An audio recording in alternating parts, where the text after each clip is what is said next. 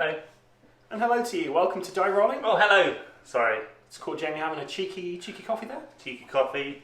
Is it? New coffee machine? Are you promoting it? I wish. Leader of the club. There we go.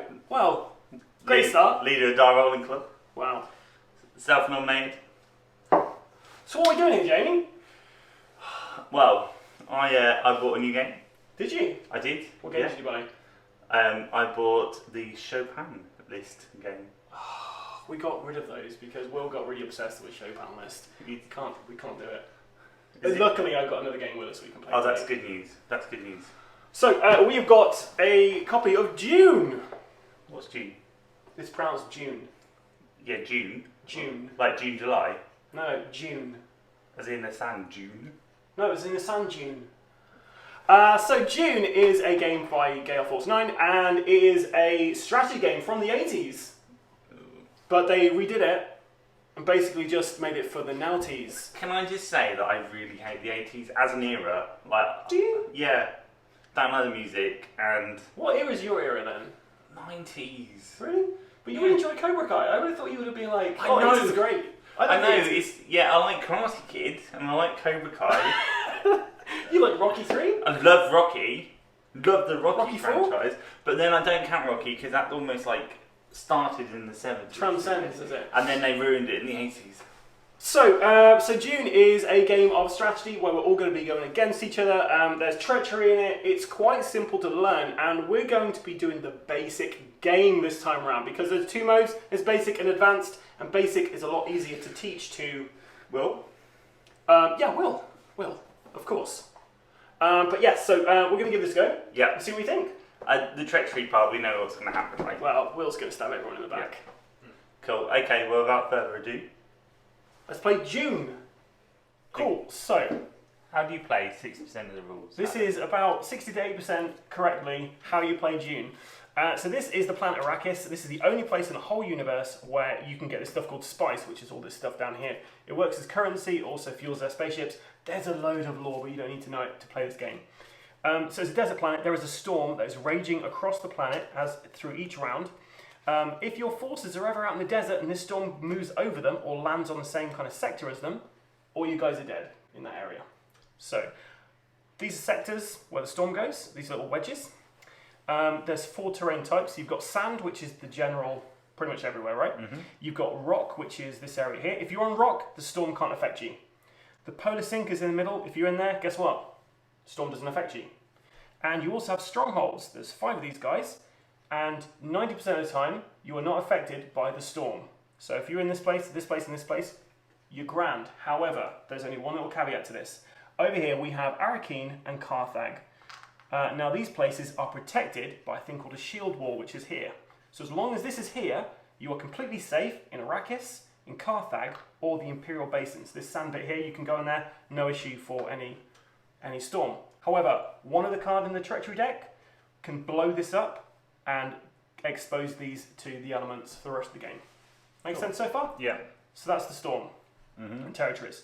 So we've got 10 rounds in total. At the end of 10 rounds, if no one's won, then we will die. We all die, basically. It's that. Each faction has a slightly different win condition, but I've chosen 3 factions which all have the same win condition. Now, win condition is to own 3 strongholds. That's all you need. At some point, you might be able to make an alliance, and if we can do that, and you make an alliance with someone, you need to get 4 strongholds between you. But generally, you just need 3. So I'm going to walk you through the different rounds, and then I'll also tell you what the special powers of these characters are. Okay, so the first round here is the storm phase. So every round, apart from the first round, we're going to be dialing these 2 battle wheels between 1 to 3, and the storm is going to move that many spaces around. Now, the important thing about this is that any guys who are outside, they're going to die, and also the character's symbol that is next to the storm, the next one coming along, will be the first player for that round. Okay, so there's a bit of strategy about who you want to go first. After that, we have something called after that, we have the spice bloom. So like I said, spice, that's what we want. Spice blow? Bloom. But it says blow. Well, spice blow then, I was wrong. That's 20% I got wrong. And it's a nectar space. Wow, okay, so the spice, every round we're going to be, well, Will, as our traders, he's going to be pulling out one of these things, okay? And this tells us where the spice blow is going to be. It tells you which location, and you'll be put that many spice in that particular place. If you look at the board, you'll notice there's already little kind of symbols on here which tell you how many spice you'll get in that area, okay? Will be managing this deck. Most of the time, you're going to be getting one of these out, but sometimes you're going to get him and come out, okay? If Shal Halud comes out, who's this big sandworm up here, You die. well, the top card in the discard pile, if anyone is in that location, they die. There's a lot of dying. There is a lot of dying. And then once he comes out, you will then be drawing cards until you get another spice blow, and you'll be placing stuff in that place. Okay? Makes sense? Nice. Right. Well shuffled, Will. Well shuffled indeed. It's like you planned it. Yeah. So that's the spice blow phase. The next thing is Chone Charity. So if you do not have 2 spice, you can go back up to 2 spice by saying Chone Charity. You have to say it like that. You have to say it out loud. What if you have 5 spice? You can't get it. It's only if you're under 2 spice, you can go back up to 2 spice. Right, next thing is the bidding phase. This is important for you and important for you. So what happens in the bidding phase, we have treachery cards come out, and Will's going to deal 3 of these out because there's 3 players in this, and we're going to be blind bidding for these treachery cards, okay? Will has a special ability where he, as House Atreides, can look at each one of these before anyone bids on them. So he's going to know what's going and who's got them, and if it's worth bidding, okay? You, as House Harkonnen, every time you buy one of these, you get one of these for free, which he won't know about. You just get to draw that, and it'll be... off. Exactly, buy one, get one free. Okay, so... Bog off, Will. There's a few different types of cards you get in the treachery deck. There are attack cards, which are in red. Defense cards, which are in blue. Worthless cards, which are in this kind of pale, yellowy kind of colour. And you also get green cards, which do special things. You know, I mentioned about the shield wall. You're very special. You know, I said about the shield wall exploding? Yeah. That'll be one of the green cards. Yes! Okay. There is one thing to note about weapons in this. They are awesome. They are awesome, but there are 2 things you need to be very aware of.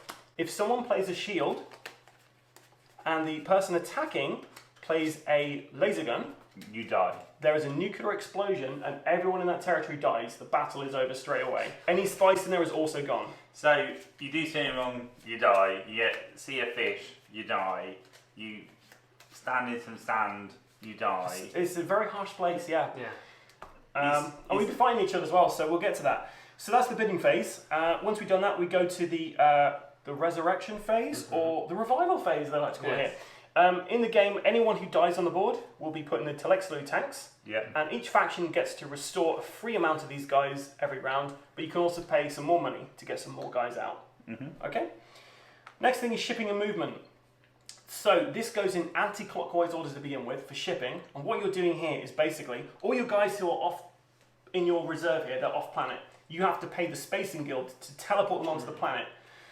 Now, the fun thing about this is you can teleport anywhere, so you can go straight into this place if you want to. Yeah. Or you can go into this place. You can only move troops into, ship troops into one area though, but yeah, on your turn you pay that much money to the bank and you'll basically be able to put them down.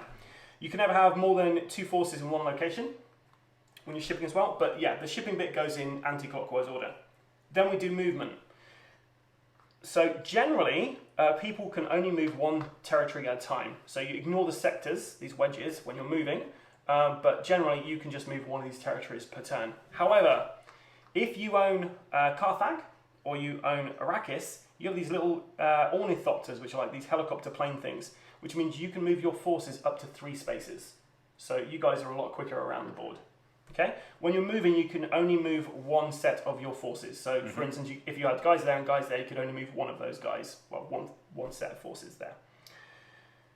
I think that's about it, because there's no special movement thing between our guys. The last one, not the last one. The next one is battle. So, during battle, Jamie, if we had some forces in the same area, you are going to be grabbing your battle wheel, you're going to be grabbing any treachery cards you've got, and you're going to be grabbing a leader. And you basically, you put your leader, whichever leader you want to use, you put it into this little disc here, and then you also dial in how many forces you're willing to lose if you win the battle. Okay? Whoever wins this battle, they kind of claim victory here. Yeah, I've done mine. What you got? 20. Perfect. So you can only do up to the amount you've got in there. So the highest you could do in there is 3. Alright. And if you won the battle, Which I will do because I'm doing 3. all your guys would die. Because that's how many you're willing to lose. Perfect. Okay? But if you wanted to play a bit shrewder, you might put 2, and then my 3 and 2 and your 4 and 2 means that, yeah, I lose. My leader's still alive, but all my guys go to the selectively tanks. Make sense? Yeah. Now, the only other thing in there is you've got these treachery cards. Yeah. So if you can play a attack, you can play defense, and you can also play one of your kind of like special cards in there. Now, when you're using a weapon card, that unless there's a defense card that blocks it, you will kill the opponent's leader. Yeah. Okay. If you kill the opponent's leader, you get that much money and that much spice back for killing them. Boom. Our tradies, they get to ask you one question about what you've dialed in. They can ask you what attack card you're using, what defense card you're using, what is it else? Your leader value? It's Something card? It's like this weapon, or you tell you if they are not playing an element during this battle, or if about the leader. Okay, basically what you've dialed and what your cards are. He can ask you a question about that. And I refuse to answer under interrogate. You have to answer. You have to and you have to answer truthfully when he asks you. Okay. The only other thing to mention about this part is traitors. So, at the very beginning of the game, we're going to be handed out 4 traitor cards. Will and I get to keep 1, you get to keep 4. If you're in a battle and you have the enemy's leader they're using, you can say they're a traitor. And what that means is the person who had that character, they lose the battle straight away. You don't lose any forces. Yeah. That's it. However, if they also have a traitor, and it's your guy, then nobody wins, everybody dies. See, once again, there's a lot of death, right? There's a lot of death. It's very violent. So that's the battle phase. I don't think I've forgotten anything there. The next thing is collecting spice. So if you have some forces in an area with spice, generally you can collect 2 spice per unit you've got in there. But if you've got a place with an ornithopter, you can get 3 spice per unit. Does that make sense to you guys? Will? Yeah, that does, yeah. And the last one is the mentap phase, where we basically go, oh, has anybody won? And then we go to the next round. Simple enough? Simple. Okay.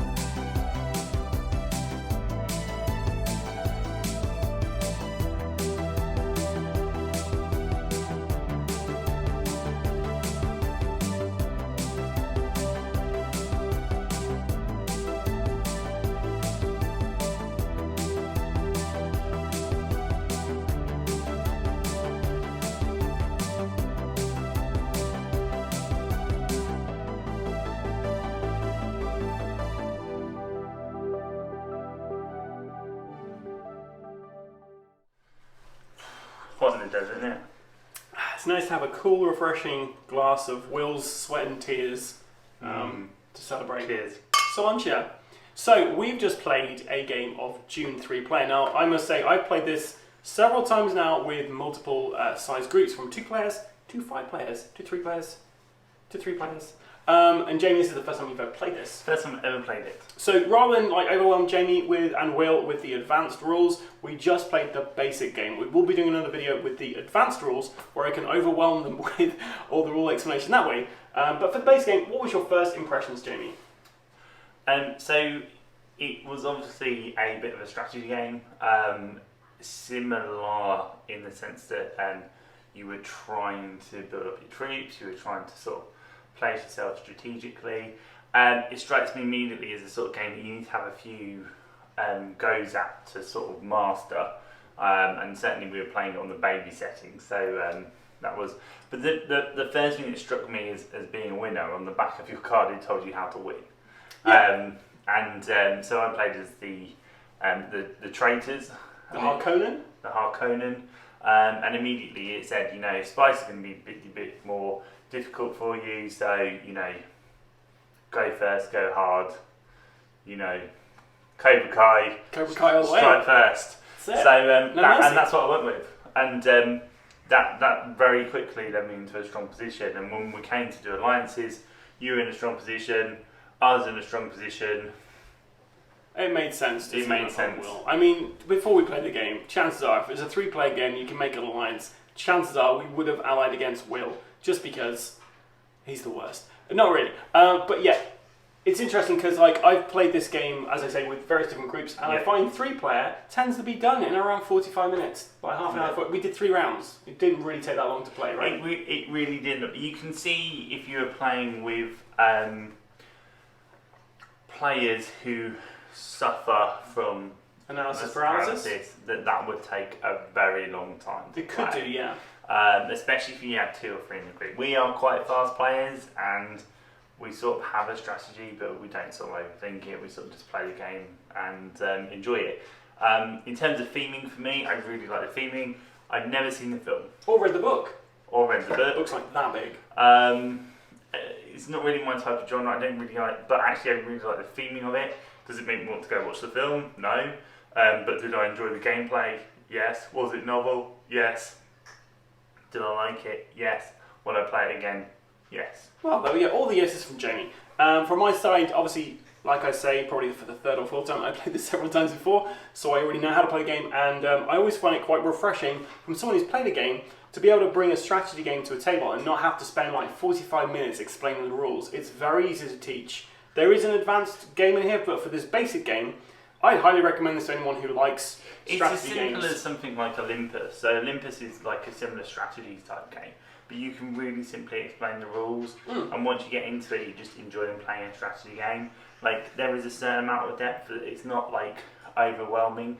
Like, if you look at things like Scythe, there's so much strategy in that game, depending on how you want to play and what fractions and blah blah blah. Interesting you mentioned Scythe, because there is, with Scythe, you do have like, my main issue with Scythe being that you start off with 2 little kind of boards which go together, and depending on what board you have determines what strategy you need to win. Yeah. That's not written down anywhere, but like Jamie said earlier, on the back of your card here, each faction plays slightly different, and on the back of your card tells you what your best strategy is. If you had a player aid or something like that with Scythe, that would be really handy, because then you'd know from the offset, well, actually, this is probably the route to victory in this regard. Yeah, and I think that's sort of where Scythe falls short, and why it's probably quite a difficult game for people to get into, because it's quite a popular game. When people talk about strategy games in the board game community, Scythe is one of them. Mission to Mars is another one that sort of pops into people's heads.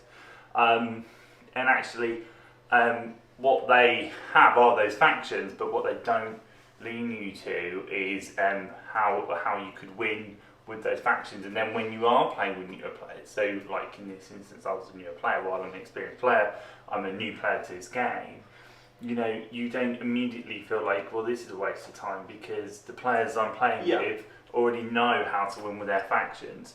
So that's a really novel concept, and one that's really useful, because immediately I sort of read the back of the card, like, I know what I'm going to do, and I know it's very textbook, and you can go, well, you could argue, well, Will would know that he's played that before, so he knows what you're going to do, but you're playing to your strengths at that point, whereas you could sort of, in Scythe, very quickly lose the game because you're not playing to your faction's strength. So that's what's quite nice about it.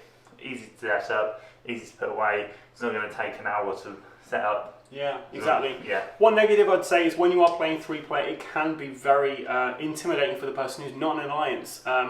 I've played a few games this where I've not been in the alliance when you're playing a 3-player game, and it does kind of suck a bit because you do feel like, well, I'm getting ganged upon. One thing they do say when you're playing this game is, if you've got 3 players, everyone plays 2 factions. I don't think that's something you can play on your first game, because there's already some moving parts you've got to kind of track and stuff. I think if we were to play as a game 3-player, we probably would be able to do 2 factions without really suffering too much. But then again, that works if you're an experienced board game player. But if you're playing a game and you're playing with, that's not going to work. Yeah, and if you're a casual gamer, that's really not a good strategy. I think that's always the issue when you play 3-player games in most games.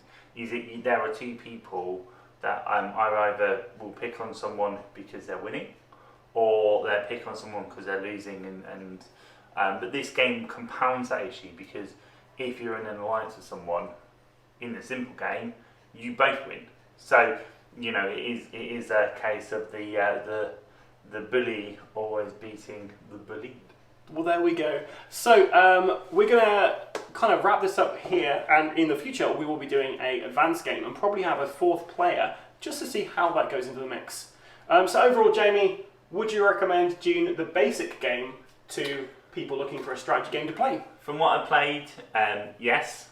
I'd like to play it a bit more before I said go and buy it. But from what I played, I really enjoyed it, and I'd like to play it again. So for me, that's a real positive. Cool. Will, give us a thumb up or a thumb down. Not 1 thumb up and 1 thumb down, Will.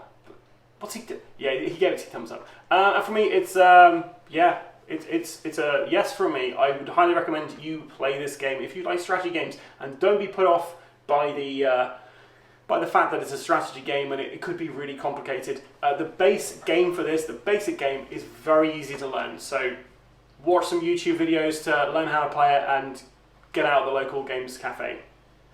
Right, admin. So if you've enjoyed watching this video, please give us a click, like and subscribe, whether you're watching us on Facebook or on YouTube. If you're on YouTube, please make sure you click that bell, and if you're on other social media channels, check us out. What will they be, Adam? It'll be Facebook, Instagram, we already mentioned YouTube, you can find me on Twitter, no TikTok yet, but there is Reels. Maybe we'll do some Reels stuff for you. Yeah. Do you know what Reels is? It's Instagram, it's TikTok. Until next time, stay safe and keep rolling.